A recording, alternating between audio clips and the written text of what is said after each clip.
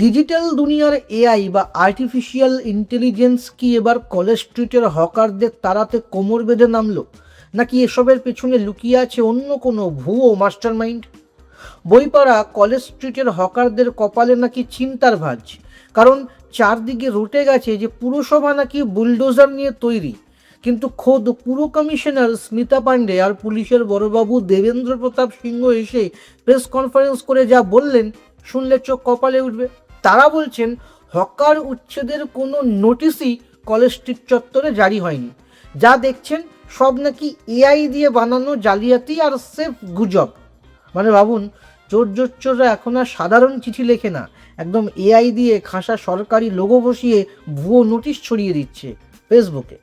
Hawker উচ্ছেদের গল্প তো ফুৎকারে উড়ে গেলই, সাথে বর্ষার জল জমার টেনশন কাটাতে পুরসভা ব্যুরোভিত্তিক মিটিংয়ের ডাক দিয়েছে।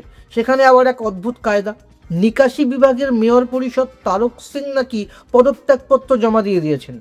কিন্তু পুর কমিশনার বলছেন উনি পদত্যাগ জমা দিয়েছেন ঠিকই, কিন্তু আমরা তা গ্রহণ করিনি, তাই বর্ষার মিটিংয়ে ওনাকেও চা সিঙ্গারা খেতে আসতে হবে। আর হ্যাঁ, মেয়র কে তা নিয়ে যারা জল্পনা করছিলেন তাদের কান মুচড়ে জানিয়ে দেওয়া হলো, চেয়ারে এখনও ফিরহাদ হাকিমি জাকিয়ে বসে আছেন। এই যে সরকারি নোটিশ বানাতেও এখন এআই এর ট্রোলিং চলছে, এটা রুখতে পুলিশের কি আরও একটু বেশি স্মার্ট হওয়া উচিত না? মানে এগুলো তো পুলিশকে বা প্রশাসনকেই আটকানো উচিত, যাতে সাধারণ মানুষ বিভ্রান্ত না হয়। আপনাদের কি মত? কমেন্ট করুন। আপনার নিজের জন্য বা নিজের ব্যবসার জন্য পার্সোনাল বা বিজনেস ওয়েবসাইট তৈরি করতে চান, অথবা তৈরি করতে চান আধুনিক মোবাইল অ্যাপ, কোথায় যোগাযোগ করবেন, কিভাবে শুরু করবেন বুঝতে পারছেন না? যোগাযোগ করুন নিচে দেওয়া ফোন নাম্বারে। আপনার সমস্ত প্রশ্নের উত্তর পাবেন এখানেই।